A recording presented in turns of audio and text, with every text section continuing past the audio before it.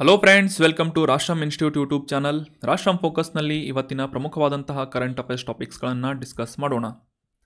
ಈಗ ಡಿಸ್ಕಸ್ ಮಾಡ್ತಾ ಇರುವಂತಹ ಈ ಕರೆಂಟ್ ಅಫೇರ್ಸ್ ಟಾಪಿಕ್ಸ್ಗಳ ನೋಟ್ಸ್ಗಳನ್ನು ಮತ್ತು ಈ ಕಾಂಪಿಟೇಟಿವ್ ಎಕ್ಸಾಮ್ಸ್ಗಳಿಗೆ ಇಂಪಾರ್ಟೆಂಟ್ ಆದಂತಹ ಸಾಕಷ್ಟು ಇನ್ಫಾರ್ಮೇಷನ್ಸ್ಗಳನ್ನು ರಾಷ್ಟ್ರಂ ಇನ್ಸ್ಟಿಟ್ಯೂಟ್ನ ಟೆಲಿಗ್ರಾಮ್ ಚಾನಲ್ನಲ್ಲಿ ಅಪ್ಲೋಡ್ ಮಾಡಲಾಗಿರ್ತಾ ಇರುತ್ತೆ. ಸೊ ಅದನ್ನ ಡೌನ್ಲೋಡ್ ಮಾಡಿಕೊಂಡು ಈಸಿಯಾಗಿ ನೀವೆಲ್ಲ ರಿವೈಸ್ ಮಾಡ್ಕೊಳ್ಳಿ. ಕಳೆದ 2 ದಿನಗಳಲ್ಲಿ ಉಳಿದಂತಹ ಎಲ್ಲ ಇಂಪಾರ್ಟೆಂಟ್ ಆದಂತಹ ಕರೆಂಟ್ ಅಫೇರ್ಸ್ ಟಾಪಿಕ್ಸ್ಗಳನ್ನು ಕೂಡ ಕವರ್ ಮಾಡಿಕೊಂಡು ಇವತ್ತಿನ ಡಿಸ್ಕಷನನ್ನು ಪ್ರಾರಂಭ ಮಾಡೋಣ. ಈ ಕೆಳಗಿನ ಯಾವ ಭಾರತೀಯ ಸಂಸ್ಥೆಯ ಮೂಲಕ ಅಟಲ್ ಇನ್ನೋವೇಷನ್ ಮಿಷನ್ ಅನ್ನುವ ಕಾರ್ಯಕ್ರಮವನ್ನು ಪ್ರಾರಂಭಿಸಲಾಗಿದೆ ಅಂತ ಪ್ರಶ್ನೆಯನ್ನು ಕಳೆದ ಸೆಷನ್ನಲ್ಲಿ ಕೇಳಲಾಗಿತ್ತು. ಆಪ್ಷನ್ಸ್ಗಳಲ್ಲಿ ಹಣಕಾಸು ಸಚಿವಾಲಯ, ಕೇಂದ್ರ ವಿಜ್ಞಾನ ಮತ್ತು ತಂತ್ರಜ್ಞಾನ ಸಚಿವಾಲಯ, IIT ಖಾರಗ್ಪುರ್ ಅಥವಾ ಆಪ್ಷನ್ 4 ನೀತಿ ಆಯೋಗ್ ಅಂತ ನೀಡಲಾಗಿತ್ತು. ಸೊ ಸರಿಯಾದ ಉತ್ತರ ಏನು ಅಂತಂದರೆ ಆಪ್ಷನ್ 4. ನೀತಿ ಆಯೋಗದ ಮೂಲಕ ದೇಶದಾದ್ಯಂತ ಈ ಎಲ್ಲ ಶಾಲೆ, ವಿಶ್ವವಿದ್ಯಾನಿಲಯ, ಸಂಶೋಧನಾ ಸಂಸ್ಥೆಗಳು, ಮೈಕ್ರೋ ಸ್ಮಾಲ್ ಮೀಡಿಯಂ ಎಂಟರ್ಪ್ರೈಸಸ್ ಅಂತಂದರೆ ಈ ನವೋದ್ಯಮಗಳು ಅಥವಾ ಸಣ್ಣ ಕೈಗಾರಿಕೆಗಳು, ಈ ರೀತಿಯಾದಂತಹ ಸಾಕಷ್ಟು ಹಂತಗಳಲ್ಲಿ ನಾವೀನ್ಯತೆ ಮತ್ತು ಉದ್ಯಮಶೀಲತೆಯನ್ನು ಅಂದರೆ ಇನ್ನೋವೇಷನ್ ಆ್ಯಂಡ್ ಎಂಟರ್ಪ್ರೆನರ್ಶಿಪ್ಪನ್ನು ಪ್ರೋತ್ಸಾಹಿಸುವಂತಹ ಉದ್ದೇಶದಿಂದ 2016ನೇ ಇಸವಿಯಲ್ಲಿ ನೀತಿ ಆಯೋಗದ ಮೂಲಕ ಈ ಅಟಲ್ ಇನ್ನೋವೇಷನ್ ಮಿಷನನ್ನು ಪ್ರಾರಂಭ ಮಾಡಲಾಗಿತ್ತು ಅನ್ನೋದು ಸರಿಯಾದಂಥ ಆನ್ಸರ್ ಆಗುತ್ತೆ. ಸಾಕಷ್ಟು ಜನ ಸರಿಯಾಗಿ ಆನ್ಸರ್ ಕಮೆಂಟ್ ಮಾಡಿದ್ದೀರಾ. Very well done. ಇದೇ ರೀತಿಯಾಗಿ ಡಿಸ್ಕಷನ್ನಲ್ಲಿ ಭಾಗವಹಿಸ್ತಾ ಇರಿ. ಏನಾದರೂ ಡೌಟ್ಸ್ ಇದ್ದರೆ ಕಮೆಂಟ್ ಬಾಕ್ಸ್ನಲ್ಲಿ ಕಮೆಂಟ್ ಮಾಡ್ತಾ ಇರಿ ಅಂತ ಹೇಳ್ತಾ ಇವತ್ತಿನ ಪ್ರಶ್ನೆ ಏನು ಅಂತ ನೋಡೋಣ. ಆನ್ಸರ್ ಮಾಡೋಕ್ಕೆ ಟ್ರೈ ಮಾಡಿ. ಇತ್ತೀಚೆಗೆ ಸುದ್ದಿಯಲ್ಲಿದ್ದಂತಹ ಈ ಟೇಲರ್ ಗ್ಲೇಷಿಯರ್, ಟೇಲರ್ ಹಿಮನದಿ ಯಾವ ಪ್ರದೇಶದಲ್ಲಿದೆ ಅಂತ ಗುರುತಿಸಬೇಕಾಗಿದೆ. Option 1 Arctic, option 2 Antarctica, option 3 Alaska ಅಥವಾ ಆಪ್ಷನ್ 4 ನಾರ್ವೆ ಅಂತ ನೀಡಲಾಗಿದೆ. ಈ ಒಂದು ಇಮೇಜ್ನಲ್ಲಿ ಕಾಣ್ತಾ ಇರುವಂತಹ ಕೆಂಪು ಬಣ್ಣದ ಈ ದ್ರವ ಸೋರ್ತಾ ಇರುವಂತಹ ಈ ಗ್ಲೇಷಿಯರ್ ಅಥವಾ ಹಿಮನದಿ ಯಾವ ಪ್ರದೇಶದಲ್ಲಿದೆ ಅಂತ ಗುರುತಿಸಿ ಕಮೆಂಟ್ ಬಾಕ್ಸ್ನಲ್ಲಿ ಕಮೆಂಟ್ ಮಾಡಿ. ಆನ್ಸರ್ ಗೊತ್ತಿಲ್ಲ ಅಂದರೂ ಕೂಡ ಅಟ್ಲೀಸ್ಟ್ ಗೆಸ್ ಮಾಡಿ ಆನ್ಸರ್ ಮಾಡೋಕ್ಕೆ ಟ್ರೈ ಮಾಡಿ. ಇವತ್ತಿನ ಮೊದಲನೇ ಆರ್ಟಿಕಲ್ ಜಪಾನ್ ಮತ್ತು ಭಾರತದ ನಡುವೆ ನಡೀತಾ ಇರುವಂತಹ ಜಿಮೆಕ್ಸ್ ಅನ್ನುವ ಹೆಸರಿನ ಎಕ್ಸಸೈಸ್ ಬಗ್ಗೆ ಇದೆ. ಹೆಸರೇ ಸೂಚಿಸುವಂತೆ Japan and India maritime exercise ಅಂದರೆ ಭಾರತ ಮತ್ತು ಜಪಾನ್ ದೇಶಗಳ ನೌಕಾಪಡೆಗಳು ನಡೆಸ್ತಾ ಇರುವಂತಹ ಒಂದು ಕಡಲ ಯುದ್ಧ ವ್ಯಾಯಾಮ ಜಿಮೆಕ್ಸ್ ಅನ್ನುವ ಯುದ್ಧ ವ್ಯಾಯಾಮ ಆಗಿದೆ ಅಂತ ಸರಿಯಾದಂಥ ಒಂದು ಇನ್ಫಾರ್ಮೇಷನ್ ಆಗುತ್ತೆ. ಕಾಂಟೆಕ್ಸ್ಟನ್ನು ಅಂಡರ್ಸ್ಟ್ಯಾಂಡ್ ಮಾಡ್ಕೊಳ್ಳೋದಾದರೆ ಇತ್ತೀಚೆಗೆ ನಮ್ಮ ಭಾರತದ ನೌಕಾಪಡೆಗಳಿಂದ ಈ ಜಪಾನಿನ ಯೋಕೋಸುಕಾ ಅನ್ನುವ ಪ್ರದೇಶಕ್ಕೆ ಭೇಟಿ ನೀಡಲಾಗಿದೆ in order to participate in JIMEX exercise 2024 ಅಂತ ನ್ಯೂಸ್ನಲ್ಲಿ ಬಂದಿತ್ತು. ಸೊ ಹೀಗಾಗಿ ನಮಗೆ ಎಕ್ಸಾಮಿನೇಷನ್ ಪಾಯಿಂಟ್ ಆಫ್ ವ್ಯೂ ಈ ಬೈಲ್ಯಾಟ್ರಲ್ ಆಗಿರ್ಬೋದು ಅಥವಾ ಮಲ್ಟಿಲ್ಯಾಟ್ರಲ್ ಆದಂತಹ ಕೆಲವೊಂದಿಷ್ಟು ಯುದ್ಧ ವ್ಯಾಯಾಮಗಳು ಮೇಲಿಂದ ಮೇಲೆ ನ್ಯೂಸ್ನಲ್ಲಿ ಬರ್ತಾ ಇರುತ್ತೆ. ಸೊ ಅವುಗಳ ಬಗ್ಗೆ ನಾವು ಅವೇರ್ ಆಗಿರೋದು ಎಕ್ಸಾಮಿನೇಷನ್ ಪರ್ಸ್ಪೆಕ್ಟಿವ್ ಸಾಕಷ್ಟು ಇಂಪಾರ್ಟೆಂಟ್ ಆಗುತ್ತೆ. 2012ನೇ ಇಸವಿಯಲ್ಲಿ ಜಿಮೆಕ್ಸ್ ಅನ್ನುವ ಈ ಯುದ್ಧ ವ್ಯಾಯಾಮವನ್ನು ಮೊದಲ ಬಾರಿಗೆ ಕಂಡಕ್ಟ್ ಮಾಡಲಾಗಿತ್ತು. ಈಗ 2024ರಲ್ಲಿ 8ನೇ ಆವೃತ್ತಿಯ ಜಿಮೆಕ್ಸ್ ಎಕ್ಸಸೈಸನ್ನು ಕಂಡಕ್ಟ್ ಮಾಡಲಾಗ್ತಾ ಇದೆ.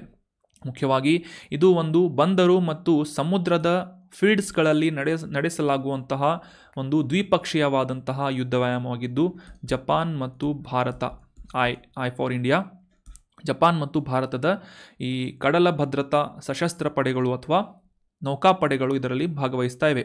ಭಾರತದಿಂದ ಈ ಸ್ವದೇಶಿ ಸ್ಟೆಲ್ತ್ ಫ್ರಿಗೇಟ್ ಆದಂತಹ INS ಶಿವಾಲಿಕ್ ಮತ್ತು ಈ ಗೈಡೆಡ್ ಕ್ಷಿಪಣಿಯ ವಿಧ್ವಂಸಕವಾದಂತಹ JS ಯುಗಿರಿ ಅನ್ನುವ ಈ ಜಪಾನಿನ ವಾರ್ಶಿಪ್ಗಳು ಅಥವಾ ಯುದ್ಧ ನೌಕೆಗಳು ಈ ಜಿಮೆಕ್ಸ್ ಅನ್ನುವ ಯುದ್ಧ ವ್ಯಾಯಾಮದಲ್ಲಿ ಭಾಗವಹಿಸ್ತಾ ಇವೆ. ಸೊ 2024ರ ಜಿಮೆಕ್ಸ್ ಎಕ್ಸಸೈಸ್ ಎಲ್ಲಿ ಕಂಡಕ್ಟ್ ಮಾಡಲಾಗ್ತಾ ಇದೆ ಅಂತಂದರೆ ಜಪಾನ್ನಲ್ಲಿ. ಟು ಬಿ ಸ್ಪೆಸಿಫಿಕ್, ಜಪಾನಿನ ಯೋಕೋಸುಕಾ ಅನ್ನುವ ಸ್ಥಳದಲ್ಲಿ ಈ ಜಿಮೆಕ್ಸ್ ಎಕ್ಸಸೈಸ್ 2024ಅನ್ನು ಕಂಡಕ್ಟ್ ಮಾಡಲಾಗ್ತಾ ಇದೆ. ಇನ್ನು ಇದರ ಮುಖ್ಯ ಉದ್ದೇಶ ಏನು ಅಂತಂದರೆ ಈ ಹಿಂದೂ ಮಹಾಸಾಗರ ಮತ್ತು ಪೆಸಿಫಿಕ್ ಮಹಾಸಾಗರದಲ್ಲಿ 2 ದೇಶಗಳ ನಡುವೆ ಒಂದು ಕಡಲ ಭದ್ರತೆಯನ್ನು ಎನ್ಶೋರ್ ಮಾಡಿಕೊಳ್ಳುವಂತಹ ನಿಟ್ಟಿನಲ್ಲಿ ಒಂದು ಇಂಪಾರ್ಟೆಂಟ್ ಆದಂತಹ ಎಕ್ಸರ್ಸೈಸ್ ಆಗಿ ಜಿಮ್ಮೆಕ್ಸನ್ನು ಗುರುತಿಸಲಾಗುತ್ತೆ. ಅಷ್ಟೇ ಅಲ್ಲದೆ ಈ ಎರಡೂ ದೇಶಗಳ ನೌಕಾಪಡೆಗಳ ನಡುವೆ ಉತ್ತಮ ಅಭ್ಯಾಸಗಳನ್ನು, ಬೆಸ್ಟ್ ಪ್ರಾಕ್ಟೀಸಸ್ಗಳನ್ನು ಎಕ್ಸ್ಚೇಂಜ್ ಮಾಡಿಕೊಳ್ಳೋದಾಗಿರ್ಬೋದು ಮತ್ತು ಭಾರತ ಜಪಾನ್ ದೇಶಗಳ ಈ ಮರಿಟೈಮ್ ಆಪರೇಷನ್ಸ್ಗಳನ್ನು ನಡೆಸುವಂತಹ ಸಂದರ್ಭದಲ್ಲಿ ಇಂಪಾರ್ಟೆಂಟ್ ಆಗಿ ಬೇಕಾಗಿರುವಂತಹ ಈ ಕಮ್ಯುನಿಕೇಷನ್ ಅಥವಾ ಸಂವಹನವನ್ನು ಬಲಪಡಿಸಿಕೊಳ್ಳುವಂತಹ ನಿಟ್ಟಿನಲ್ಲೂ ಕೂಡ ಈ ಜಿಮ್ಮೆಕ್ಸ್ ಅನ್ನುವ ಎಕ್ಸರ್ಸೈಸ್ ಸಾಕಷ್ಟು ಮಹತ್ವದ ಪಾತ್ರವನ್ನು ವಹಿಸಲಿದೆ ಅಂತ ನಾವು ಎಕ್ಸ್ಪೆಕ್ಟ್ ಮಾಡ್ಕೋಬಹುದು. ಇನ್ನು ಭಾರತ ಮತ್ತು ಜಪಾನ್ ದೇಶಗಳ ನಡುವೆ ಜಿಮ್ಮೆಕ್ಸ್ ಅನ್ನುವ ಈ ಮರಿಟೈಮ್ ಎಕ್ಸರ್ಸೈಸನ್ನು ಹೊರತುಪಡಿಸಿ ಸಾಕಷ್ಟು ಇತರ ಯುದ್ಧ ವ್ಯಾಯಾಮಗಳನ್ನು ಕೂಡ ಕಂಡಕ್ಟ್ ಮಾಡಲಾಗುತ್ತೆ. ಅದರಲ್ಲಿ ಮಲ್ಬಾರ್ ಅನ್ನುವ ಯುದ್ಧ ವ್ಯಾಯಾಮದಲ್ಲಿ ಭಾರತ, ಆಸ್ಟ್ರೇಲಿಯಾ, ಜಪಾನ್ ಮತ್ತು ಅಮೆರಿಕಾ ದೇಶಗಳು ಭಾಗವಹಿಸುವುದರ ಮೂಲಕ ಈ ಒಂದು ಗೇಮಿಂಗ್ ಎಕ್ಸರ್ಸೈಸನ್ನು, ಮರಿಟೈಮ್ ಎಕ್ಸರ್ಸೈಸನ್ನು ಮಲ್ಬಾರ್ ಎಕ್ಸರ್ಸೈಸ್ ಆಗಿ ಕಂಡಕ್ಟ್ ಮಾಡ್ತವೆ.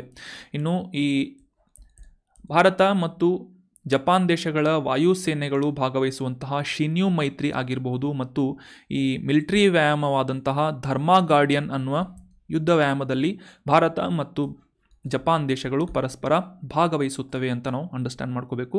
ಸೊ ನೋಟ್ ಮಾಡಿಟ್ಕೊಳ್ಳಿ, ಜಿಮ್ಮೆಕ್ಸ್, ಮಲ್ಬಾರ್, ಶಿನ್ಯು ಮೈತ್ರಿ ಮತ್ತು ಧರ್ಮಾ ಗಾರ್ಡಿಯನ್ ಈ ಎಲ್ಲ ಯುದ್ಧ ವ್ಯಾಯಾಮಗಳಲ್ಲೂ ಕೂಡ ಭಾರತ ಮತ್ತು ಜಪಾನ್ ದೇಶದ ನೌಕಾಪಡೆ, ಭೂಸೇನೆ ಆಗಿರ್ಬೋದು, ನೌಕಾಸೇನೆ ಆಗಿರ್ಬೋದು ಅಥವಾ ಈ ವಾಯುಪಡೆಗಳು ಭಾಗವಹಿಸುತ್ತವೆ ಅನ್ನೋದು ಇಂಪಾರ್ಟೆಂಟ್ ಆದಂಥ ಮಾಹಿತಿ ಆಗುತ್ತೆ. ಮುಂದಿನ ಆರ್ಟಿಕಲ್ ಎನ್ವೈರ್ಮೆಂಟ್ ರಿಲೇಟ್ ಆದಂತಹ ಒಂದು ಇಂಪಾರ್ಟೆಂಟ್ ಆರ್ಟಿಕಲ್ ಆಗಿದ್ದು, ಇತ್ತೀಚೆಗೆ ಭಾರತದ ಗೌರ್ ಅಥವಾ ಇಂಡಿಯನ್ ಗೌರ್ ನ್ಯೂಸ್ನಲ್ಲಿತ್ತು. ಈ ಇಮೇಜ್ನಲ್ಲಿ ಕಾಣ್ತಾ ಇರುವಂತಹ ಒಂದು ದೈತ್ಯ ಕಾಡೆಮ್ಮೆಯನ್ನು ಇಂಡಿಯನ್ ಗೌರ್ ಅಂತ ಕರೀತಾರೆ. ಇಂಡಿಯನ್ ಗೌರ್ ಅಥವಾ ಕಾಡೆಮ್ಮೆ ಅಂತ ನಾವು ಸಿಂಪಲ್ ಆಗಿ ಅಂಡರ್ಸ್ಟ್ಯಾಂಡ್ ಮಾಡ್ಕೋಬೋದು. ನೀವು ಈ ಬಾಹುಬಲಿ ಮೂವಿಯನ್ನು ನೋಡಿದರೆ ಅದರಲ್ಲಿ ಈ ಭಲ್ಲಾದೇವ ಈ ಬೈಸನ್ ಅಥವಾ ಇಂಡಿಯನ್ ಗೌರ್ನೊಂದಿಗೆ ಯುದ್ಧ ಮಾಡ್ತಾ ಇರ್ತಾನೆ ಅಂತ ನಾವು ಪ್ರಾಕ್ಟೀಸ್ ಮಾಡ್ತಾ ಇರ್ತಾನೆ ಅಂತ ನಾವು ರಿಕಾಲ್ ಮಾಡ್ಕೋಬೋದು. ಸೊ ಆ ಪ್ರಾಣಿಯನ್ನು ಭಾರತೀಯ ಗೌರ್ ಅಥವಾ ಇಂಡಿಯನ್ ಗೌರ್ ಅಥವಾ ಬೈಸನ್ ಅಂತ ಕೂಡ ಕರೀತಾರೆ. ಇದರ ವೈಜ್ಞಾನಿಕ ಹೆಸರು ಏನು ಅಂತಂದರೆ ಬಾಸ್ ಗೌರಸ್ ಅಂತ.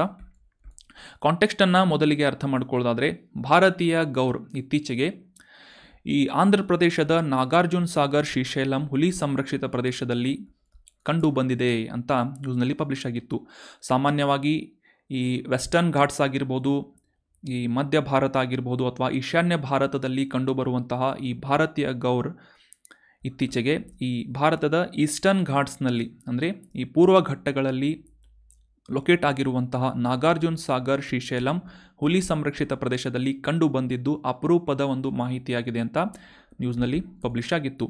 ಸೊ ಹೀಗಾಗಿ ಈ ಭಾರತೀಯ ಗೌರ್ ಬಗ್ಗೆ ಇನ್ನಷ್ಟು ಇಂಪಾರ್ಟೆಂಟ್ ಆದಂತಹ ಮಾಹಿತಿಗಳನ್ನು ಡಿಸ್ಕಸ್ ಮಾಡೋದಾದರೆ, ಸಾಮಾನ್ಯವಾಗಿ ಈ ದಕ್ಷಿಣ ಮತ್ತು ಆಗ್ನೇಯ ಏಷ್ಯಾಗಳಲ್ಲಿ evergreen forest, semi evergreen forest ಆಗಿರಬಹುದು ಅಥವಾ ಈ ಗ್ರಾಸ್ ಲ್ಯಾಂಡ್ಸ್ ಆಗಿರಬಹುದು ಅಥವಾ ಮಾಯ್ಸ್ಟ್ ಡೆಸಿಡಿಯೋಸ್ ಫಾರೆಸ್ಟ್ ಆಗಿರ್ಬೋದು. ಕನ್ನಡದಲ್ಲಿ ರಿಪೀಟ್ ಮಾಡೋದಾದರೆ ನಿತ್ಯ ಹರಿದ್ವರ್ಣ, ಅರೆ ನಿತ್ಯ ಹರಿದ್ವರ್ಣ ಕಾಡುಗಳು, ಹುಲ್ಲುಗಾವಲು ಪ್ರದೇಶಗಳು ಮತ್ತು ಎಲೆಯುದಿರುವಂತಹ ಕಾಡುಗಳಲ್ಲಿ ಕಂಡುಬರುವಂತಹ ಒಂದು ವಿಶೇಷ ಪ್ರಜಾತಿಯ ಕಾಡೆಮ್ಮೆ ಈ ಭಾರತೀಯ ಗೌರ್ ಅಂತ ಗುರುತಿಸಿಕೊಳ್ಳುತ್ತೆ. ಸಾಮಾನ್ಯವಾಗಿ ಇದರ ಮೇಲ್ ಅಥವಾ ಗಂಡು ಪ್ರಜಾತಿಯ ಈ ಭಾರತೀಯ ಗೌರ್ ಏನಿದೆ 1 ಟನ್ನಷ್ಟು ತೂಗುತ್ತದೆ ಅಂತ ನಾವು ಇಲ್ಲಿ ಅಬ್ಸರ್ವ್ ಮಾಡ್ಬೋದು. ಸೊ ಸಾಕಷ್ಟು ಮಸ್ಕ್ಯುಲರ್ ಆದಂತಹ ಒಂದು ಪ್ರಾಣಿ ಭಾರತೀಯ ಗೌರ್ ಅಂತ ನಾವು ಗುರುತಿಸ್ಬೋದು. ಆದರೆ ಇದು ಇತ್ತೀಚಿನ ದಿನಗಳಲ್ಲಿ ಅಳಿವಿನಂಚಿನಲ್ಲಿರುವಂತಹ ಪ್ರಾಣಿಗಳ ಪಟ್ಟಿಯಲ್ಲಿ ಸೇರಿಕೊಂಡಿದೆ ಅನ್ನೋದು ಕೂಡ ಸಾಕಷ್ಟು ಇಂಪಾರ್ಟೆಂಟ್ ಆದಂತಹ ಮಾಹಿತಿ ಆಗುತ್ತೆ. ಈ IUCN ಸಂರಕ್ಷಣೆಯ ಪಟ್ಟಿಯಲ್ಲಿ ಇದನ್ನು ವಲ್ನರೇಬಲ್ ಕ್ಯಾಟಗರಿಯಲ್ಲಿ ಇನ್ಕ್ಲೂಡ್ ಮಾಡಲಾಗಿದೆ. ಅಂದರೆ ದುರ್ಬಲ ಪ್ರಜಾತಿಯ ಪ್ರಾಣಿಗಳಲ್ಲಿ ಭಾರತೀಯ ಗೌರವನ್ನು ಇನ್ಕ್ಲೂಡ್ ಮಾಡಲಾಗಿದೆ. ಅದೇ ರೀತಿಯಾಗಿ 1972ನೇ ಇಸವಿಯಲ್ಲಿ ಜಾರಿಗೊಳಿಸಲಾದಂತಹ ವನ್ಯಜೀವಿ ಸಂರಕ್ಷಣಾ ಕಾಯ್ದೆ ವೈಲ್ಡ್ ಲೈಫ್ ಪ್ರೊಟೆಕ್ಷನ್ ಆ್ಯಕ್ಟ್ ಇದರ ಅಡಿಯಲ್ಲಿ ಶೆಡ್ಯೂಲ್ 1ರಲ್ಲಿ ಈ ಭಾರತೀಯ ಗೌರನ್ನು ಇನ್ಕ್ಲೂಡ್ ಮಾಡಲಾಗಿದೆ, ಇಂಡಿಯನ್ ಗೌರ್. ಮತ್ತು ಈ ಸೈಟ್ಸ್ನ ಅಪೆಂಡಿಕ್ಸ್ 1ರಲ್ಲೂ ಕೂಡ ಹೆಚ್ಚಿನ ಮಟ್ಟದ ಸಂರಕ್ಷಣೆಯನ್ನು ಈ ಭಾರತೀಯ ಗೌರ್ ಅನ್ನುವ ಪ್ರಾಣಿಗೆ ನೀಡಲಾಗಿದೆ. ಸಾಮಾನ್ಯವಾಗಿ 1,500ದಿಂದ 1,800 ಮೀಟರ್ ಎತ್ತರದಲ್ಲಿರುವಂತಹ ದೊಡ್ಡ ಮತ್ತು ಅಡೆತಡೆ ಇಲ್ಲದಂತಹ ಅರಣ್ಯ ಪ್ರದೇಶಗಳಲ್ಲೂ ಕೂಡ ಮತ್ತು ಹೆಚ್ಚು ನೀರಿನಿಂದ ಆವೃತವಾದಂತಹ ಗುಡ್ಡಗಾಡು ಪ್ರದೇಶಗಳಲ್ಲೂ ಕೂಡ ಈ ಭಾರತೀಯ ಗೌರ್ ಪ್ರಾಣಿ ಕಂಡುಬರುತ್ತದೆ. ಆಗಲೇ ಡಿಸ್ಕಸ್ ಮಾಡಿದ ಹಾಗೆ ಈ ನೈಋತ್ಯ ಭಾರತ ಅಂದರೆ ವೆಸ್ಟರ್ನ್ ಘಾಟ್ಸ್ಗಳಲ್ಲಿ ಆಗಿರಬಹುದು ಮಧ್ಯ ಭಾರತದಲ್ಲಿ ಆಗಿರಬಹುದು ಅಥವಾ ಈಶಾನ್ಯ ಭಾರತದಲ್ಲಿ, ಅಷ್ಟೇ ಅಲ್ಲದೆ ಭಾರತವನ್ನು ಹೊರತುಪಡಿಸಿ ನೇಪಾಳ, ಭೂತಾನ್ ಮತ್ತು ಬಾಂಗ್ಲಾದೇಶಗಳಲ್ಲೂ ಕೂಡ ಈ ಇಂಡಿಯನ್ ಗೌರ್ ಪ್ರಾಣಿಯನ್ನು ನಾವು ಕಾಣಬಹುದಾಗಿದೆ. ಸೊ ಸಾಮಾನ್ಯವಾಗಿ ಈ ವೆಸ್ಟರ್ನ್ ಘಾಟ್ಸ್ನಲ್ಲಿ ಕಂಡು ಬರ್ತಾ ಇದ್ದಂತಹ ಈ ಭಾರತೀಯ ಗೌರು ಇತ್ತೀಚೆಗೆ ಈಸ್ಟರ್ನ್ ಘಾಟ್ಸ್ನಲ್ಲಿ ಅಂದರೆ ಪೂರ್ವ ಘಟ್ಟದಲ್ಲಿ ನಾಗಾರ್ಜುನ ಸಾಗರ್ ಶ್ರೀಶೈಲಂ ಟೈಗರ್ ರಿಸರ್ವ್ನಲ್ಲಿ ಕೂಡ ಕಂಡು ಬಂದಿದೆ ಅಂತ ನ್ಯೂಸನ್ನು ನಾವು ಅಂಡರ್ಸ್ಟ್ಯಾಂಡ್ ಮಾಡ್ಕೊಂಡ್ವಿ. ಇನ್ನು ಈ ನಾಗಾರ್ಜುನ ಸಾಗರ್ ಶ್ರೀಶೈಲಂ ಟೈಗರ್ ರಿಸರ್ವ್ ಹುಲಿ ಸಂರಕ್ಷಿತ ಪ್ರದೇಶ ನ್ಯೂಸ್ನಲ್ಲಿರುವುದರಿಂದ ಇದು ಆಂಧ್ರ ಪ್ರದೇಶದಲ್ಲಿ ನಲ್ಲಮಲ ಬೆಟ್ಟಗಳ ಶ್ರೇಣಿಯಲ್ಲಿ ಅಂದರೆ ಪೂರ್ವಘಟ್ಟಗಳ ಪ್ರದೇಶದಲ್ಲಿ ಕಂಡುಬರುವಂತಹ ಒಂದು ಪ್ರಮುಖವಾದಂತಹ ಟೈಗರ್ ರಿಸರ್ವ್ ಆಗಿ ಗುರುತಿಸಿಕೊಳ್ಳುತ್ತದೆ. 1983 ಇಸವಿಯಲ್ಲಿ ಈ ನಾಗಾರ್ಜುನ ಸಾಗರ್ ಶ್ರೀಶೈಲಂ ಪ್ರದೇಶವನ್ನು ಹುಲಿ ಸಂರಕ್ಷಿತ ಪ್ರದೇಶ ಅಥವಾ ಟೈಗರ್ ರಿಸರ್ವ್ ಅಂತ ಘೋಷಣೆ ಮಾಡಲಾಗುತ್ತೆ ಸರ್ಕಾರದಿಂದ. ಆಂಧ್ರ ಪ್ರದೇಶದ ಗುಂಟೂರು, ಪ್ರಕಾಶಂ ಮತ್ತು ಕರ್ನೂಲ್ ಈ ಒಂದು ಅವಿಭಜಿತವಾದಂತಹ ಜಿಲ್ಲೆಗಳಲ್ಲಿ ಈ ನಾಗಾರ್ಜುನ ಸಾಗರ್ ಶ್ರೀಶೈಲಂ ಟೈಗರ್ ರಿಸರ್ವ್ ಏನಿದೆ ವ್ಯಾಪಿಸಿದೆ ಅಂತ ನಾವು ಅಂಡರ್ಸ್ಟ್ಯಾಂಡ್ ಮಾಡ್ಕೋಬಹುದು. So examination point of view ಭಾರತೀಯ ಗೌರ್ ಇದರ IUCN ಸ್ಟೇಟಸನ್ನು ಕೇಳ್ಬೋದು, ಅಥವಾ ಶೆಡ್ಯೂಲ್ 1 ಅಂತ ಇನ್ಕ್ಲೂಡ್ ಮಾಡ್ಕೋಬೋದು, ಅಥವಾ ಈ ಭಾರತೀಯ ಗೌರ್ ಇತ್ತೀಚೆಗೆ ಈ ಶ್ರೀಶೈಲಂ ಹುಲಿ ಸಂರಕ್ಷಿತ ಪ್ರದೇಶದಲ್ಲಿ ಕಂಡು ಬಂದಿದ್ದರಿಂದ ಈ ನಾಗಾರ್ಜುನ ಸಾಗರ್ ಶ್ರೀಶೈಲಂ ಹುಲಿ ಸಂರಕ್ಷಿತ ಪ್ರದೇಶ ಎಲ್ಲಿದೆ ಅಂತ ಕೂಡ ಎಕ್ಸಾಮ್ನಲ್ಲಿ ಕೇಳ್ಬೋದು. ಸೊ ಈ ಎಲ್ಲ ಮಾಹಿತಿಗಳನ್ನು ನಾವು ಕ್ಲಿಯರ್ ಆಗಿ ಡಿಸ್ಕಸ್ ಮಾಡಿದ್ವಿ. ಇನ್ನು ಮುಂದಿನ ಆರ್ಟಿಕಲ್ ಸೆಕ್ಯೂರಿಟಿಗೆ ಸಂಬಂಧಪಟ್ಟಂತಹ ಒಂದು ಇಂಪಾರ್ಟೆಂಟ್ ಆರ್ಟಿಕಲ್ ಆಗಿದ್ದು, ಇತ್ತೀಚೆಗೆ ನಮ್ಮ ಭಾರತದ ರಕ್ಷಣಾ ಸಂಶೋಧನಾ ಸಂಸ್ಥೆ ಅಥವಾ ಅಭಿವೃದ್ಧಿ ಸಂಸ್ಥೆ defence research and development organisation ಅನ್ನುವ ಸಂಸ್ಥೆಯ ಮೂಲಕ ಮೊದಲ ಬಾರಿಗೆ ದೇಶೀಯವಾಗಿ ಈ ಆ್ಯಂಟಿ ರೇಡಿಯೇಷನ್ ಮಿಸೈಲನ್ನು ಡೆವಲಪ್ ಮಾಡಲಾಗಿದೆ. ಅದರ ಹೆಸರು ರುದ್ರಮ್-1 ಅಂತ. ಸೊ ವೆರಿ ಇಂಪಾರ್ಟೆಂಟ್, ನೋಟ್ ಮಾಡಿಟ್ಕೊಳ್ಳಿ. ರುದ್ರಮ್-1 ಅನ್ನೋದು ಒಂದು ವಿಕಿರಣ ವಿರೋಧಿ ಕ್ಷಿಪಣಿಯಾಗಿದೆ, ಆ್ಯಂಟಿ ರೇಡಿಯೇಷನ್ ಮಿಸೈಲ್ ಆಗಿದೆ ಅನ್ನೋದು ಇಂಪಾರ್ಟೆಂಟ್ ಆದಂಥ ಮಾಹಿತಿ ಆಗುತ್ತೆ. ಕಾಂಟೆಕ್ಸ್ಟನ್ನು ಕ್ಲಿಯರ್ ಆಯಿತು ಅಂತ ಅನ್ಕೋತೀನಿ. ದೇಶೀಯವಾಗಿ ಮೊದಲ ಬಾರಿಗೆ ಈ ರೀತಿಯಾದಂತಹ ವಿಕಿರಣ ವಿರೋಧಿ ಕ್ಷಿಪಣಿಯನ್ನು ಅಭಿವೃದ್ಧಿಪಡಿಸಲಾಗಿದೆ. ಇದು ಒಂದು ಏರ್ ಟು ಸರ್ಫೇಸ್ ಮಿಸೈಲ್ ಆಗಿದ್ದು ಗಾಳಿಯಿಂದ ಮೇಲ್ಮೈಗೆ ಗುರಿಯನ್ನು ತಲುಪುವಂತಹ ಒಂದು ಕ್ಷಿಪಣಿಯಾಗಿದ್ದು, ಇತ್ತೀಚೆಗೆ ಇಂಡಿಯನ್ ಏರ್ಫೋರ್ಸ್ನ ಸುಖೋಯ್ 30 MKI ಅನ್ನುವ ಈ ಒಂದು ಏರ್ಕ್ರಾಫ್ಟ್ ಮೂಲಕ ಅಥವಾ ಫೈಟರ್ ಜೆಟ್ನ ಮೂಲಕ ಈ ರುದ್ರಮ್-1 ಅನ್ನುವ ಈ ಆ್ಯಂಟಿ ರೇಡಿಯೇಷನ್ ಕ್ಷಿಪಣಿಯನ್ನು ಪರೀಕ್ಷಾರ್ಥವಾಗಿ ಯಶಸ್ವಿಯಾಗಿ ಲಾಂಚ್ ಮಾಡಲಾಯಿತು ಅಂತ ನಾವು ಅಂಡರ್ಸ್ಟ್ಯಾಂಡ್ ಮಾಡ್ಕೋಬೇಕು. ಇದು ಒಂದು ಗಾಳಿಯಿಂದ ಮೇಲ್ಮೈಗೆ ಗುರಿಯನ್ನು ತಲುಪುವಂತಹ ಒಂದು ಕ್ಷಿಪಣಿಯಾಗಿದೆ. ಆದರೆ ಅದಕ್ಕಿಂತ ವಿಶೇಷವಾದಂತಹ ಮಾಹಿತಿ ಏನು ಅಂತಂದರೆ, this is the first anti radiation missile which is developed indigenously in India by the DRDO institution. ಮತ್ತು ಇದರ ವಿಶೇಷತೆಗಳನ್ನು ಅಂಡರ್ಸ್ಟ್ಯಾಂಡ್ ಮಾಡಿಕೊಳ್ಳೋದಾದರೆ, ದೇಶೀಯವಾಗಿ ಮೊದಲ ಬಾರಿಗೆ ವಿಕಿರಣ ವಿರೋಧಿ ಕ್ಷಿಪಣಿಯನ್ನು ಅಭಿವೃದ್ಧಿಪಡಿಸಲಾಗಿದೆ. ಅದರ ಹೆಸರು ರುದ್ರಮ್-1 ಅಂತ. ಸಾಮಾನ್ಯವಾಗಿ ಇದರ ಕೆಪಾಸಿಟಿಯನ್ನು ಅಂಡರ್ಸ್ಟ್ಯಾಂಡ್ ಮಾಡ್ಕೊಳ್ಳೋದಾದರೆ 500 ಮೀಟರ್ನಿಂದ 1500 ಮೀಟರ್ಗಳು ಎತ್ತರದಲ್ಲಿ ಈ ಜೆಟ್ಗಳ ಮೂಲಕ ಹಾರಾಟವನ್ನು ಮಾಡುವುದರ ಮೂಲಕ ಈ ಕ್ಷಿಪಣಿಯನ್ನು ಭೂಮಿಯ ಮೇಲೆ ಇರುವಂತಹ ಗುರಿಗಳತ್ತ ಟಾರ್ಗೆಟನ್ನು ಸೆಟ್ ಮಾಡಿ ಅಟ್ಯಾಕ್ ಮಾಡ್ಬೋದಾಗಿದೆ. ಸೊ ಇದು ಒಂದು ಇಂಪಾರ್ಟೆಂಟ್ ಆದಂತಹ ಇದರ ಸಾಮರ್ಥ್ಯ ಆಗಿದ್ದು, ಸುಮಾರು 250 ಕಿಲೋಮೀಟರ್ಗಳಷ್ಟು ದೂರದಲ್ಲಿರುವಂತಹ ಗುರಿಗಳನ್ನು ತಲುಪುವಂತಹ ಒಂದು ಸಾಮರ್ಥ್ಯವನ್ನು ರುದ್ರಮ್-1 ಮಿಸೈಲ್ ಹೊಂದಿದೆ ಅಂತ ನಾವು ಅಂಡರ್ಸ್ಟ್ಯಾಂಡ್ ಮಾಡ್ಕೋಬೇಕು. ಇನ್ನು ಇದರ ಸಾಮಾನ್ಯ ವೇಗ ಎಷ್ಟು ಅಂತಂದರೆ ಮಾಕ್ 2 ಅಂತ. ಮಾಕ್ ಅಂತಂದರೆ ಇದು ಒಂದು ಕ್ಯಾಲ್ಕುಲೇಷನ್ ಬರುತ್ತೆ. ಸಾಮಾನ್ಯವಾಗಿ ನೀವು ಸಿಂಪಲ್ಲಾಗಿ ಶಬ್ದದ ವೇಗಕ್ಕಿಂತ ಹೆಚ್ಚಿನ ವೇಗದಲ್ಲಿ ಚಲಿಸಬಲ್ಲಂತಹ ಒಂದು ಮಿಸೈಲ್ ಆಗಿದೆ ಅಂತ ಅಂಡರ್ಸ್ಟ್ಯಾಂಡ್ ಮಾಡಿಕೊಂಡ್ರು ಸಾಕು. ಆದರೆ ಕ್ಯಾಲ್ಕುಲೇಷನ್ ಏನು ಬರುತ್ತೆ ಅಂತಂದರೆ, velocity of any object divided by velocity of sound in that particular medium ಅಂತ. ಸೊ ಶಬ್ದಕ್ಕಿಂತ ವೇಗವಾಗಿ ಚಲಿಸುವಂತಹ ಈ ಕ್ಷಿಪಣಿ ರುದ್ರಮ್-1 ಕ್ಷಿಪಣಿ ಆಗಿದೆ. ಇದು ಒಂದು ಆ್ಯಂಟಿ ರೇಡಿಯೇಷನ್ ಅಥವಾ ವಿಕಿರಣ ವಿರೋಧಿ ಕ್ಷಿಪಣಿಯಾಗಿದೆ. ವಿಕಿರಣ ವಿರೋಧಿ ಅಂದರೆ ಏನು ಅಂತ ತಿಳ್ಕೊಳ್ಳೋದಾದರೆ, ಈ ರೇಡಾರ್ ಆಗಿರಬಹುದು, ಶತ್ರು ಸೈನ್ಯದ ವಿಕಿರಣಗಳನ್ನು ಹೊರಸೂಸುವಂತಹ ಸೋರ್ಸಸ್ಗಳ ಅಥವಾ ಮೂಲಗಳಾಗಿರ್ಬೋದು, ಇಂತಹ ಮೂಲಗಳನ್ನು ಅಟ್ಯಾಕ್ ಮಾಡುವುದರ ಮೂಲಕ ಆ ಒಂದು ಥ್ರೆಟ್ಸ್ಗಳನ್ನು ಡೆಸ್ಟ್ರಾಯ್ ಮಾಡುವಂತಹ ನಿಟ್ಟಿನಲ್ಲಿ ರುದ್ರಂ ಕ್ಷಿಪಣಿ ಸಾಕಷ್ಟು ಸಹಾಯ ಮಾಡುತ್ತೆ. ಸೊ ಇದು ಒಂದು ಏರ್ ಟು ಸರ್ಫೇಸ್ ಮಿಸೈಲ್ ಆಗಿದೆ. ಏರ್ ಟು ಸರ್ಫೇಸ್ ಮಿಸೈಲ್ ಆಗಿದೆ ಅಂತ ನಾವು ಅಂಡರ್ಸ್ಟ್ಯಾಂಡ್ ಮಾಡ್ಕೋಬೋದು. ಅಂದರೆ ಈ ಜೆಟ್ಗಳ ಮೂಲಕ, ಫೈಟರ್ ಜೆಟ್ಗಳ ಮೂಲಕ ಲಾಂಚ್ ಮಾಡಿ ಈ ನೆಲದ ಮೇಲೆ ಇರುವಂತಹ ಈ ವಿಕಿರಣ ಸೂಸುವಂತಹ ರೇಡಿಯೇಷನ್ ಎಮಿಟಿಂಗ್ ಸೋರ್ಸಸ್ಗಳನ್ನು ಡೆಸ್ಟ್ರಾಯ್ ಮಾಡಬಲ್ಲಂತಹ ಸಾಮರ್ಥ್ಯವನ್ನು ರುದ್ರಂ 1 ಮಿಸೈಲ್ ಹೊಂದಿದೆ.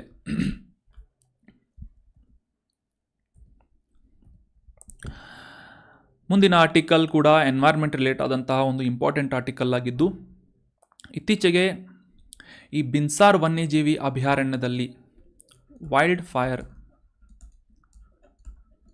ಅಥವಾ ಕಾಡ್ಗಿಚ್ಚು ಹುಟ್ಟಿಕೊಂಡಿತ್ತು. ಈಗ ಉತ್ತರ ಭಾರತದಲ್ಲಿ ಸದ್ಯಕ್ಕೆ ಉಷ್ಣತೆ ಹೆಚ್ಚಾಗಿರುವಂತಹ ಸಂದರ್ಭದಲ್ಲಿ ಅಥವಾ ಬೇಸಿಗೆ ನಡೀತಾ ಇರುವಂತಹ ಸಂದರ್ಭದಲ್ಲಿ ಉತ್ತರಾಖಂಡದಲ್ಲಿರುವಂತಹ ಈ ಅಲ್ಮೋರಾದ ಬಿನ್ಸಾರ್ ವೈಲ್ಡ್ ಲೈಫ್ ಸ್ಯಾಂಕ್ಚುರಿಯಲ್ಲಿ ಭಾರೀ ಕಾಡ್ಗಿಚ್ಚು ಉಂಟಾಗಿದ್ದರಿಂದ ಭಾರತೀಯ ವಾಯುಪಡೆಗಳು Mi-17 ಅನ್ನುವ ಈ ಒಂದು ಹೆಲಿಕಾಪ್ಟರನ್ನು ಬಳಸಿ ಆ ಕಾಡ್ಗಿಚ್ಚನ್ನು ನಿಯಂತ್ರಣ ಮಾಡುವಂತಹ ನಿಟ್ಟಿನಲ್ಲಿ ಪ್ರಯತ್ನವನ್ನು ಪಟ್ಟಿವೆ ಅಂತ ನ್ಯೂಸ್ನಲ್ಲಿ ಪಬ್ಲಿಷ್ ಆಗಿತ್ತು. So examination point of view ನಮಗೆ ಏನು ಬೇಕು ಅಷ್ಟೇ ನಾವು ಫೋಕಸ್ ಮಾಡಿ ಅದನ್ನು ಅಂಡರ್ಸ್ಟ್ಯಾಂಡ್ ಮಾಡ್ಕೋಣ. ಬಿನ್ಸಾರ್ ವೈಲ್ಡ್ ಲೈಫ್ ಸ್ಯಾಂಕ್ಚುರಿ ನ್ಯೂಸ್ನಲ್ಲಿರುವುದರಿಂದ ಇದಕ್ಕೆ ಸಂಬಂಧಪಟ್ಟಂತಹ ಕೆಲವೊಂದಿಷ್ಟು ಬೇಸಿಕ್ ಇನ್ಫಾರ್ಮೇಷನ್ಸ್ಗಳು ನಮಗೆ ಇಂಪಾರ್ಟೆಂಟ್ ಆಗುತ್ತೆ. ಉತ್ತರಾಖಂಡ ರಾಜ್ಯದಲ್ಲಿ ಈ ಬಿನ್ಸಾರ್ ವೈಲ್ಡ್ ಲೈಫ್ ಸ್ಯಾಂಕ್ಚುರಿ ಲೊಕೇಟ್ ಆಗಿದೆ. ಇದು ಇಂಪಾರ್ಟೆಂಟ್ ಆದಂಥ ಮಾಹಿತಿ ಆಗುತ್ತೆ. ಇನ್ನು ಎಕ್ಸ್ಟ್ರಾ ಇನ್ಫಾರ್ಮೇಷನ್ಸನ್ನು ಡಿಸ್ಕಸ್ ಮಾಡೋದಾದರೆ, ಉತ್ತರಾಖಂಡದ ಅಲ್ಮೋರಾ ಜಿಲ್ಲೆಯ ಉತ್ತರ ಭಾಗದಲ್ಲಿ ಸುಮಾರು 33 ಕಿಲೋಮೀಟರ್ ದೂರದಲ್ಲಿ ಈ ಹಿಮಾಲಯನ್ ಕುಮಾವೋನ್ ಪ್ರದೇಶದಲ್ಲಿ ಈ ಬಿನ್ಸಾರ್ ವೈಲ್ಡ್ ಲೈಫ್ ಸ್ಯಾಂಕ್ಚುರಿ ಲೊಕೇಟ್ ಆಗಿದೆ. ಇದರ ಐತಿಹಾಸಿಕವಾದಂತಹ ಮಹತ್ವವನ್ನು ಕೂಡ ಅಂಡರ್ಸ್ಟ್ಯಾಂಡ್ ಮಾಡ್ಕೋಬೋದು. ಈ ಉತ್ತರಾಖಂಡ್ ಭಾಗದಲ್ಲಿದ್ದಂತಹ ಆಡಳಿತವನ್ನು ನಡೆಸ್ತಾ ಇದ್ದಂತಹ ಚಾಂದ್ ರಾಜವಂಶದ ಆಡಳಿತಗಾರರು ಈ ಬಿನ್ಸಾರ್ ವನ್ಯಜೀವಿ ಅಭಯಾರಣ್ಯದ ಪ್ರದೇಶದಲ್ಲಿ 7ರಿಂದ 18ನೇ ಶತಮಾನದವರೆಗೆ ಅದನ್ನು ಒಂದು ರಾಜಧಾನಿಯಾಗಿ ಅಥವಾ ಬೇಸಿಗೆಯ ರಾಜಧಾನಿಯಾಗಿ ಆ ಒಂದು ಪ್ರದೇಶವನ್ನು ಆಳ್ತಾ ಇದ್ದರು. ಸುಮಾರು ಸಮುದ್ರ ಮಟ್ಟದಿಂದ 2420 ಮೀಟರ್ ಎತ್ತರದಲ್ಲಿ ಈ ಬಿನ್ಸಾರ್ ವೈಲ್ಡ್ ಲೈಫ್ ಸ್ಯಾಂಕ್ಚುರಿ ಲೊಕೇಟ್ ಆಗಿದೆ. ಇತ್ತೀಚೆಗೆ ಈ ಒಂದು ಪ್ರದೇಶದಲ್ಲಿ ಕಾಡ್ಗಿಚ್ಚು ಉದ್ಭವಿಸಿದ್ದರಿಂದ ಅದನ್ನು ನಿಯಂತ್ರಣ ಮಾಡುವಂತಹ ನಿಟ್ಟಿನಲ್ಲಿ Mi-17 ಅನ್ನುವ ಹೆಲಿಕಾಪ್ಟರನ್ನು ಇಂಡಿಯನ್ ಏರ್ಫೋರ್ಸ್ನಿಂದ ಬಳಸಲಾಗಿದೆ ಅಂತ ನಾವು ನ್ಯೂಸನ್ನು ಅಂಡರ್ಸ್ಟ್ಯಾಂಡ್ ಮಾಡ್ಕೋಬೋದು. ಇನ್ನು ಮುಂದಿನ ಆರ್ಟಿಕಲ್, ಇತ್ತೀಚೆಗೆ ನಾವು PM ಕುಸುಮ್ ಅನ್ನುವ ಯೋಜನೆಯ ಬಗ್ಗೆ ಡಿಸ್ಕಸ್ ಮಾಡಿದ್ವಿ. ಈ PM ಕುಸುಮ್ ಯೋಜನೆಯ ಅಡಿಯಲ್ಲಿ ರೈತರಿಗೆ ಸೌರ ಪಂಪ್ಸೆಟ್ಸ್ಗಳನ್ನು ಅಳವಡಿಸುವಂತಹ ನಿಟ್ಟಿನಲ್ಲಿ ಸಬ್ಸಿಡಿಗಳನ್ನು ಒದಗಿಸಲಾಗ್ತಾ ಇದೆ. ಸೊ ಆ ಒಂದು ಸಬ್ಸಿಡಿಗಳಿಗೆ ಅರ್ಜಿಯನ್ನು ಸಲ್ಲಿಸುವಂತೆ ಇತ್ತೀಚೆಗೆ ಕೋರಲಾಗಿದೆ ಅಂತ ನ್ಯೂಸ್ನಲ್ಲಿ ನಾವು ಡೀಟೇಲ್ ಆಗಿ ಡಿಸ್ಕಸ್ ಮಾಡಿದ್ವಿ ಈ ಒಂದು ಯೋಜನೆಯ ಬಗ್ಗೆ. ಸೊ ಇತ್ತೀಚೆಗೆ ಆ ಒಂದು ಅಪ್ಲಿಕೇಶನ್ಸ್ಗಳ ಲಿಸ್ಟನ್ನು ನೀಡಲಾಗಿದ್ದು, ಈ ಯೋಜನೆಗೆ ಅಪ್ಲೈ ಮಾಡಿದಂತಹ ರೈತರಲ್ಲಿ ಬೆಳಗಾವಿ ಜಿಲ್ಲೆಯ ರೈತರು ನಂಬರ್ 1 ಸ್ಥಾನದಲ್ಲಿ ಇದ್ದಾರೆ. ಅಂದರೆ ಅತಿ ಹೆಚ್ಚಿನ ಸಂಖ್ಯೆಯ ಅರ್ಜಿಗಳು ಬೆಳಗಾವಿ ಜಿಲ್ಲೆಯಿಂದ ಅಪ್ಲೈ ಆಗಿವೆ ಅಂತ ನ್ಯೂಸ್ನಲ್ಲಿ ಪಬ್ಲಿಷ್ ಆಗಿತ್ತು. ಸುಮಾರು 2284 ಅರ್ಜಿಗಳು ಈ PM ಕುಸುಮ್ ಅಡಿಯಲ್ಲಿ ಸೌರ ಪಂಪ್ಸೆಟ್ಸ್ಗಳನ್ನು ಅಳವಡಿಸುವಂತಹ ನಿಟ್ಟಿನಲ್ಲಿ ಅರ್ಜಿಗಳನ್ನು ಸಲ್ಲಿಸಲಾಗಿದೆ ಅಂತ ನ್ಯೂಸ್ನಲ್ಲಿ ಪಬ್ಲಿಷ್ ಆಗಿತ್ತು. 2ನೇ ಸ್ಥಾನದಲ್ಲಿ 1970 ಅರ್ಜಿಗಳನ್ನು ತುಮಕೂರು ಜಿಲ್ಲೆಯಿಂದ, 1593 ಅರ್ಜಿಗಳನ್ನು ವಿಜಯಪುರದಿಂದ ನೀಡಲಾಗಿದೆ ಅಂತ ನಾವು ಟಾಪ್ ಲಿಸ್ಟನ್ನು ಅಬ್ಸರ್ವ್ ಮಾಡ್ಬೋದು. ಕೇಂದ್ರ ಪ್ರಾಯೋಜಿತವಾದಂತಹ ಈ ಪ್ರಧಾನಮಂತ್ರಿ ಕುಸುಮ್ ಯೋಜನೆಯ ಅಡಿಯಲ್ಲಿ ಕೇಂದ್ರ ಮತ್ತು ರಾಜ್ಯ ಸರ್ಕಾರಗಳಿಂದ 30% ಆ್ಯಂಡ್ 50%ನಷ್ಟು ಒಟ್ಟು 80%ನಷ್ಟು ಸಬ್ಸಿಡಿಯನ್ನು ಈ ಕೃಷಿ ಕ್ಷೇತ್ರಕ್ಕೆ ಸಂಬಂಧಪಟ್ಟಂತೆ ಸೌರ ಪಂಪ್ಸೆಟ್ಸ್ಗಳನ್ನು ಅಂದರೆ ಸೋಲಾರ್ ಪ್ಯಾನಲ್ಸ್ಗಳಿಂದ ಚಾಲಿತವಾದಂತಹ ಪಂಪ್ಸೆಟ್ಸ್ಗಳನ್ನು ಅಳವಡಿಸುವಂತಹ ನಿಟ್ಟಿನಲ್ಲಿ ಸರ್ಕಾರದಿಂದ ಈ ಸಬ್ಸಿಡಿಯನ್ನು ರಿಯಾಯಿತಿಯನ್ನು ನೀಡಲಾಗ್ತಾ ಇದೆ. ಅಂದರೆ 80%ನಷ್ಟು ಸರ್ಕಾರಗಳಿಂದ, ಕೇಂದ್ರ ಸರ್ಕಾರದಿಂದ 30% ಮತ್ತು ಸ್ಟೇಟ್ ಗೌರ್ಮೆಂಟ್ನಿಂದ 50%, ಒಟ್ಟು 80%ನಷ್ಟು ಸಬ್ಸಿಡಿ. ಉಳಿದಂಥ 20%ಅನ್ನು ಮಾತ್ರ, 100ಕ್ಕೆ 20 ರೂಪಾಯಿಯನ್ನು ಮಾತ್ರ ಈ ಸ್ಥಳೀಯ ರೈತರಿಂದ ಭರಿಸಬೇಕಾಗುತ್ತೆ. ಸೊ ಈ ರೀತಿಯಾದಂತಹ ಒಂದು ಸಬ್ಸಿಡೀಸ್ಗಳನ್ನು ಒದಗಿಸುವುದರೊಂದಿಗೆ ಈ ರೈತರು ಅಥವಾ ಕೃಷಿ ಕ್ಷೇತ್ರ ವಿದ್ಯುತ್ತಿನ ಮೇಲೆ ಅವಲಂಬನೆಯನ್ನು ಹೊಂದಿದಂತಹ ಪ್ರಮಾಣವನ್ನು ಕಡಿಮೆ ಮಾಡುವುದಷ್ಟೇ ಅಲ್ಲದೆ ಬರಗಾಲ ಬೇಸಿಗೆಯಲ್ಲಿ ವಿದ್ಯುತ್ತಿನ ಕೊರತೆಯನ್ನು ನೀಗಿಸುವಂತಹ ನಿಟ್ಟಿನಲ್ಲೂ ಕೂಡ ಈ ಪ್ರಧಾನಮಂತ್ರಿ ಕುಸುಮ್ ಯೋಜನೆ ಸಾಕಷ್ಟು ಅನುಕೂಲವನ್ನು ಮಾಡಿಕೊಡಲಿದೆ ಅಂತ ನಾವು ಸಿಂಪಲ್ ಆಗಿ ಅಂಡರ್ಸ್ಟ್ಯಾಂಡ್ ಮಾಡ್ಕೋಬೋದು.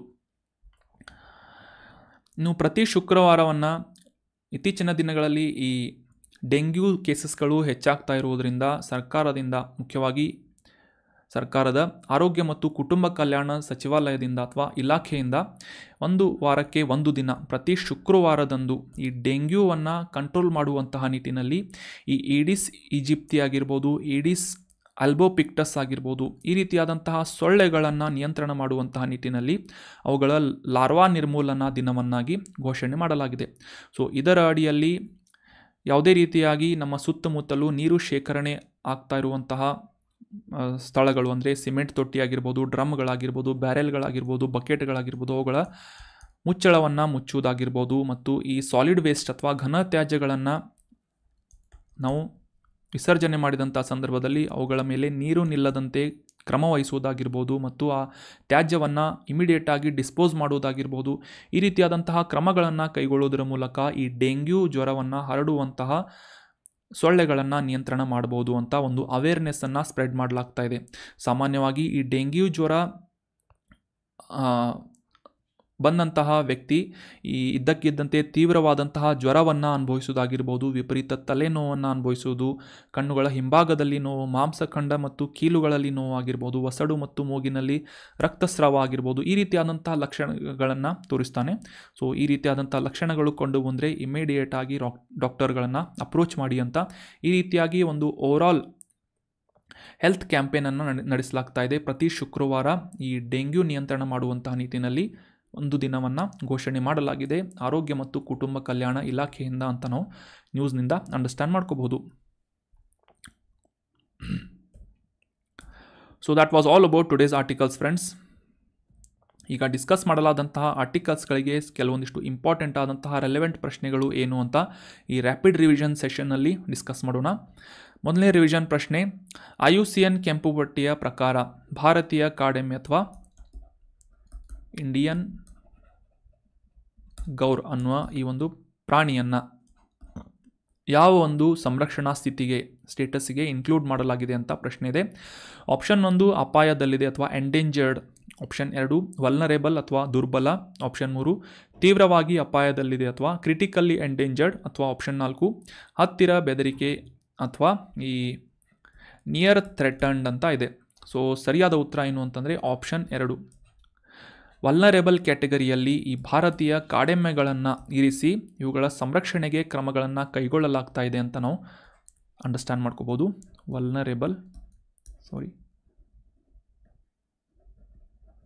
ವಲ್ನರೇಬಲ್ ಅಥವಾ ದುರ್ಬಲ, ಆಪ್ಷನ್ 2 ಇಸ್ ರೈಟ್ ಆನ್ಸರ್. ಇತ್ತೀಚೆಗೆ ಸಾಮಾನ್ಯವಾಗಿ ಈ ವೆಸ್ಟರ್ನ್ ಘಾಟ್ಸ್ಗಳಲ್ಲಿ ಕಂಡುಬರುವಂತಹ ಭಾರತೀಯ ಗೌರ್ ಅನ್ನುವ ಈ ಒಂದು ಪ್ರಾಣಿ, ಇಮೇಜ್ನಲ್ಲಿ ಕಾಣ್ತಾ ಇರುವಂತಹ ಪ್ರಾಣಿ ಆಂಧ್ರ ಪ್ರದೇಶದ ನಾಗಾರ್ಜುನ ಸಾಗರ್ ಶ್ರೀಶೈಲಂ ಹುಲಿ ಸಂರಕ್ಷಿತ ಪ್ರದೇಶಕ್ಕೆ ಭೇಟಿ ನೀಡಿದೆ ಅಥವಾ ಅಲ್ಲಿ ಕಂಡು ಬಂದಿದೆ ಅಂತ ನ್ಯೂಸ್ನಲ್ಲಿ ಪಬ್ಲಿಷ್ ಆಗಿತ್ತು. ಸೊ ಇದರ ಬಗ್ಗೆ ನಾವು ಡೀಟೇಲ್ ಆಗಿ ಅಂಡರ್ಸ್ಟ್ಯಾಂಡ್ ಮಾಡ್ಕೊಂಡ್ವಿ.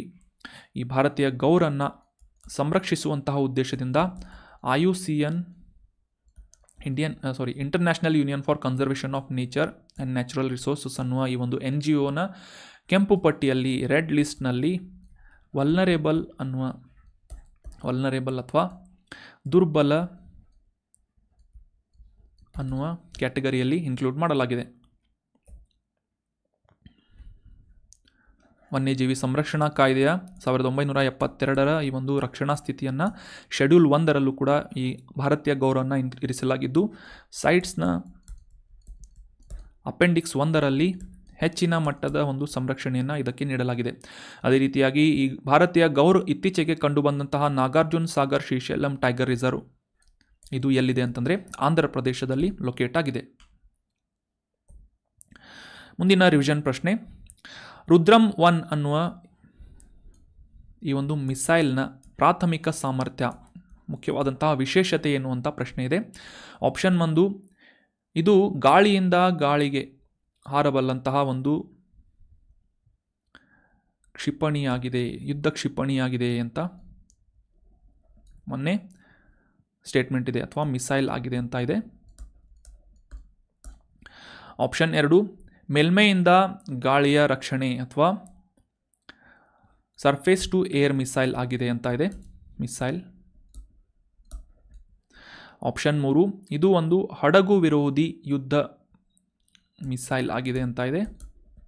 ಅಥವಾ ಆಪ್ಷನ್ 4 ವಿಕಿರಣ ವಿರೋಧಿ ಗುರಿ ಮಿಸೈಲ್ ಆಗಿದೆ ಅಂತ ಇದೆ. ಸೊ ಸರಿಯಾದ ಉತ್ತರ ಏನು ಅಂತಂದರೆ ರುದ್ರಮ್ 1 ಅನ್ನುವ ಈ ಒಂದು ಮಿಸೈಲ್ನ ವಿಶೇಷತೆ ಏನು ಅಂತಂದರೆ ಇದು ಒಂದು ಆ್ಯಂಟಿ ರೇಡಿಯೇಷನ್ ಮಿಸೈಲ್ ಆಗಿದೆ ಅನ್ನೋದು ಇಂಪಾರ್ಟೆಂಟ್ ಆದಂಥ ಮಾಹಿತಿ ಆಗುತ್ತೆ. ವಿಕಿರಣ ವಿರೋಧಿ ಗುರಿ ತಲುಪುವಂತಹ ಒಂದು ಕ್ಷಿಪಣಿ ಆಗಿದೆ ಅನ್ನೋದು ಸರಿಯಾದಂಥ ಆನ್ಸರ್ ಆಗುತ್ತೆ. Option 4 is right answer. ಇತ್ತೀಚೆಗೆ ನಮ್ಮ ಭಾರತದ ರಕ್ಷಣಾ ಸಂಶೋಧನೆ ಮತ್ತು ಅಭಿವೃದ್ಧಿ ಸಂಸ್ಥೆ ಅಥವಾ DRDO ಅನ್ನುವ ಸಂಸ್ಥೆಯ ಮೂಲಕ ರುದ್ರಮ್ 1 ಅನ್ನುವ ಆ್ಯಂಟಿ ರೇಡಿಯೇಷನ್ ಮಿಸೈಲನ್ನು ಅಭಿವೃದ್ಧಿಪಡಿಸಿ ಇದನ್ನು ಟೆಸ್ಟ್ ಫೈರ್ ಮಾಡಲಾಯಿತು ಅಂತ ನಾವು ಅಂಡರ್ಸ್ಟ್ಯಾಂಡ್ ಮಾಡ್ಕೋಬೇಕು. ಇದು ಒಂದು ಏರ್ ಟು ಸರ್ಫೇಸ್ ಮಿಸೈಲ್ ಆಗಿದ್ದು, ಏರ್ ಟು ಸರ್ಫೇಸ್ ಅಂತಂದರೆ ಈ ಫೈಟರ್ ಜೆಟ್ಗಳ ಮೂಲಕ ಭೂಮಿಯತ್ತ ಟಾರ್ಗೆಟನ್ನು ಭೇದಿಸುವಂತಹ ಒಂದು ಸಾಮರ್ಥ್ಯವನ್ನು ಹೊಂದಿದಂತಹ ಮಿಸೈಲ್, ಗಾಳಿಯಿಂದ ಮೇಲ್ಮೈಗೆ ಹಾರುವಂತಹ ಒಂದು ಕ್ಷಿಪಣಿ. ಇದನ್ನು DRDO ಸಂಸ್ಥೆಯಿಂದ ಅಭಿವೃದ್ಧಿಪಡಿಸಲಾಗಿದೆ. ಇದರ ವಿಶೇಷತೆ ಏನು ಅಂತಂದರೆ ದೇಶೀಯವಾಗಿ ಅಭಿವೃದ್ಧಿಪಡಿಸಲಾದಂತಹ ಮೊದಲ ಆ್ಯಂಟಿ ರೇಡಿಯೇಷನ್ ಮಿಸೈಲ್ ಆಗಿ ಈ ರುದ್ರಮ್ 1 ಅನ್ನುವ ಕ್ಷಿಪಣಿಯನ್ನು ಗುರುತಿಸಲಾಗುತ್ತದೆ. ಇಮೇಜ್ನಲ್ಲಿ ಈ ರುದ್ರಮ್ 1 ಕ್ಷಿಪಣಿಯನ್ನು ಕೂಡ ನಾವು ಅಬ್ಸರ್ವ್ ಮಾಡ್ಬೋದು.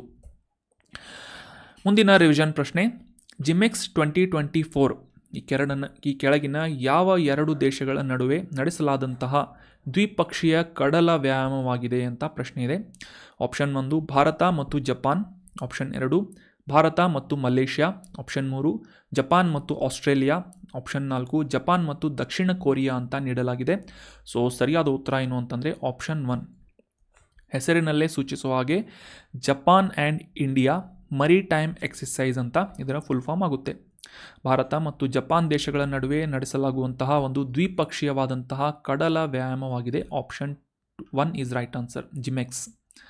ಸೊ ಇತ್ತೀಚೆಗೆ ನಮ್ಮ ಭಾರತದ ಸ್ಟೆಲ್ತ್ ಫ್ರಿಗೇಟ್ ಆದಂತಹ INS ಶಿವಾಲಿಕ್ ಅನ್ನುವ ಈ ಹಡಗು ಜಪಾನಿನ ಯೋಕೋಸುಕಾ ಅನ್ನುವ ಪ್ರದೇಶಕ್ಕೆ ಭೇಟಿ ನೀಡಿದೆ in order to participate in JIMEX maritime exercise ಅನ್ನೋದು ನಾವು ನ್ಯೂಸ್ನಲ್ಲಿ ಅಂಡರ್ಸ್ಟ್ಯಾಂಡ್ ಮಾಡ್ಕೊಂಡಂತಹ ಒಂದು ಇಂಪಾರ್ಟೆಂಟ್ ಆದಂಥ ಮಾಹಿತಿ ಆಗುತ್ತೆ. ಈ ಜಿಮೆಕ್ಸ್ನ 8ನೇ ಆವೃತ್ತಿಯನ್ನು ಈಗ 2024ರಲ್ಲಿ ಆಯೋಜನೆ ಮಾಡಲಾಗಿದೆ. ಮುಂದಿನ ರಿವಿಷನ್ ಪ್ರಶ್ನೆ, ಬಿನ್ಸಾರ್ ವನ್ಯಜೀವಿ ಅಭಯಾರಣ್ಯ ಭಾರತದ ಯಾವ ರಾಜ್ಯದಲ್ಲಿದೆ ಅಂತ ಪ್ರಶ್ನೆ ಇದೆ. Option 1 Uttarakhand, option 2 Himachal Pradesh, option 3 Rajasthan ಅಥವಾ ಆಪ್ಷನ್ 4 ಮಧ್ಯಪ್ರದೇಶ್ ಅಂತ ನೀಡಲಾಗಿದ್ದು ಸರಿಯಾದ ಉತ್ತರ ಏನು ಅಂತಂದರೆ ಆಪ್ಷನ್ 1 ಉತ್ತರಾಖಂಡದಲ್ಲಿ Binsar wild life sanctuary locate ಆಗಿದೆ ಅನ್ನೋದು ಸರಿಯಾದಂಥ ಆನ್ಸರ್ ಆಗುತ್ತೆ. Option 1 is right answer. ಇತ್ತೀಚೆಗೆ ಉತ್ತರಾಖಂಡದಲ್ಲಿರುವಂತಹ ಈ ಅಲ್ಮೋರಾದ ಬಿನ್ಸಾರ್ ವೈಲ್ಡ್ ಲೈಫ್ ಸ್ಯಾಂಕ್ಚುರಿಯಲ್ಲಿ ಕಾಡ್ಗಿಚ್ಚು ಉದ್ಭವವಾಗಿದ್ದರಿಂದ MI-17 ಅನ್ನುವ ಹೆಲಿಕಾಪ್ಟರನ್ನು ಬಳಸಿ ಭಾರತೀಯ ವಾಯುಪಡೆ ಏನು ಮಾಡಿದೆ, ಆ ಕಾಡ್ಗಿಚ್ಚನ್ನು ನಿಯಂತ್ರಣ ಮಾಡುವಂತಹ ಒಂದು ಪ್ರಯತ್ನವನ್ನು ಮಾಡಿದೆ ಅಂತ ನ್ಯೂಸ್ನಲ್ಲಿ ಪಬ್ಲಿಷ್ ಆಗಿತ್ತು. So in that context we have discussed about the location of Binsar wild life sanctuary. ಎಲ್ಲಿದೆ ಇದು? ಉತ್ತರಾಖಂಡದಲ್ಲಿ ಲೊಕೇಟ್ ಆಗಿದೆ. ಮುಂದಿನ ರಿವಿಷನ್ ಪ್ರಶ್ನೆ, ಭಾರತದ ಪ್ರಧಾನಮಂತ್ರಿ ಕುಸುಮ್ ಯೋಜನೆ PM ಕುಸುಮ್ ಯೋಜನೆ ರೈತರಿಗೆ ಯಾವ ಹಣಕಾಸಿನ ನೆರವನ್ನು ನೀಡುತ್ತದೆ ಅಂತ ಪ್ರಶ್ನೆ ಇದೆ. ಆಪ್ಷನ್ 1 ಇದು ಸೋಲಾರ್ ಪಂಪ್ ಅಳವಡಿಕೆಗೆ ಸಬ್ಸಿಡಿಯನ್ನು ಒದಗಿಸುತ್ತದೆ ಅಂತ ಇದೆ. ಆಪ್ಷನ್ 2 ಸೋಲಾರ್ ಪಂಪ್ ಖರೀದಿಗೆ ಬಡ್ಡಿ ರಹಿತ ಸಾಲವನ್ನು ನೀಡುತ್ತದೆ ಅಂತ ಇದೆ. ಆಪ್ಷನ್ 3 ಈ ಪ್ರಧಾನಮಂತ್ರಿ ಕುಸುಮ್ ಯೋಜನೆಯ ಅಡಿಯಲ್ಲಿ ಬೆಳೆ ವೈವಿಧ್ಯೀಕರಣ ನಗದು ಪ್ರೋತ್ಸಾಹ ಅಥವಾ financial assistance in order to crop diversity ಅಂತ ಇದೆ. ಆಪ್ಷನ್ 4 ಸೌರ ಪಂಪ್ ನಿರ್ವಹಣೆಗೆ ಅದರ ಮೇಲಿನ ತೆರಿಗೆಯ ರಿಯಾಯಿತಿಯನ್ನು ನೀಡಲಾಗುತ್ತೆ ಅಂತ ಇದೆ. ಸೊ ಸರಿಯಾದ ಉತ್ತರ ಏನು ಅಂತಂದರೆ ಆಪ್ಷನ್ 1. ಆಪ್ಷನ್ಸ್ಗಳನ್ನು ಕರೆಕ್ಟಾಗಿ ಒಬ್ಸರ್ವ್ ಮಾಡಿ, ಸಾಕಷ್ಟು ಕ್ಲೋಸ್ ಆದಂತಹ ಡಿಫ್ರೆನ್ಷಿಯೇಷನನ್ನು ಹೊಂದಿವೆ. ಸೊ ಹೀಗಾಗಿ ಇಂತಹ ಕೇಸಸ್ಗಳಲ್ಲಿ ಇದನ್ನು ಡಿಫ್ರೆನ್ಷಿಯೇಟ್ ಮಾಡೋದು ಸಾಕಷ್ಟು ಡಿಫಿಕಲ್ಟ್ ಆಗುತ್ತೆ. ಸೊ ಯೋಜನೆಗಳ ಬಗ್ಗೆ ಕ್ಲಿಯರ್ ಆಗಿ ಅಂಡರ್ಸ್ಟ್ಯಾಂಡ್ ಮಾಡ್ಕೊಳ್ಳಿ. PM ಕುಸುಮ್ ಯೋಜನೆಯ ಅಡಿಯಲ್ಲಿ ಸೋಲಾರ್ ಪಂಪ್ಗಳನ್ನು ಅಳವಡಿಸುವಂತಹ ನಿಟ್ಟಿನಲ್ಲಿ ಸಬ್ಸಿಡಿಯನ್ನು ಒದಗಿಸಲಾಗುತ್ತದೆ. 30% from central government, 50% state government, 100ಕ್ಕೆ 30% ಕೇಂದ್ರ ಸರ್ಕಾರದಿಂದ, 50% ರಾಜ್ಯ ಸರ್ಕಾರಗಳಿಂದ ಸಬ್ಸಿಡಿಯನ್ನು ಒದಗಿಸುವುದರ ಮೂಲಕ ಕೇವಲ 20%ನಷ್ಟು ಮಾತ್ರ ರೈತರು ಈ ಒಂದು ಪ್ರಯೋಜನವನ್ನು ಪಡೆದುಕೊಳ್ಳುವಂತಹ ನಿಟ್ಟಿನಲ್ಲಿ ಭರಿಸಬೇಕಾದಂತಹ ಒಂದು ಪೇಮೆಂಟ್ ಆಗಿದೆ. ಉಳಿದಂತೆ ಈ 80%ನಷ್ಟು ಸಬ್ಸಿಡಿಯನ್ನು ಒದಗಿಸುವುದರ ಮೂಲಕ ರೈತರ ಹೊಲಗಳಲ್ಲಿ ಸೋಲಾರ್ ಪಂಪ್ ಸೆಟ್ಸ್ಗಳನ್ನು ಅಳವಡಿಸುವಂತಹ ನಿಟ್ಟಿನಲ್ಲಿ ಒಂದು ಯೋಜನೆ ಪ್ರಧಾನಮಂತ್ರಿ ಕುಸುಮ್ ಯೋಜನೆ ಆಗಿದೆ. ಇತ್ತೀಚೆಗೆ ನಮ್ಮ ಕರ್ನಾಟಕದಲ್ಲೂ ಕೂಡ ಅತಿ ಹೆಚ್ಚಿನ ಸಂಖ್ಯೆಯ PM ಕುಸುಮ್ ಯೋಜನೆಗೆ ಅರ್ಜಿಗಳನ್ನು Belagavi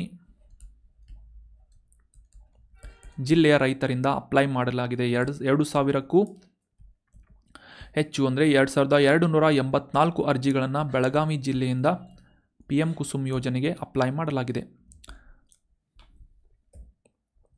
so that was all about today's discussion friends. ಈ ಕಾಂಟೆಂಟನ್ನು ನಿಮ್ಮ ಎಲ್ಲ ಫ್ರೆಂಡ್ಸ್ಗಳ ಜೊತೆ, ಎಲ್ಲ ಆಸ್ಪಿರೆಂಟ್ಸ್ಗಳ ಜೊತೆ ಶೇರ್ ಮಾಡಿ ಡಿಸ್ಕಷನ್ನಲ್ಲಿ ಕೇಳಲಾದಂಥ ಪ್ರಶ್ನೆಗೆ ಸರಿಯಾಗಿ ಆನ್ಸರ್ ಮಾಡೋಕ್ಕೆ ಟ್ರೈ ಮಾಡಿ. Thank you so much for joining the discussion. Have a nice day.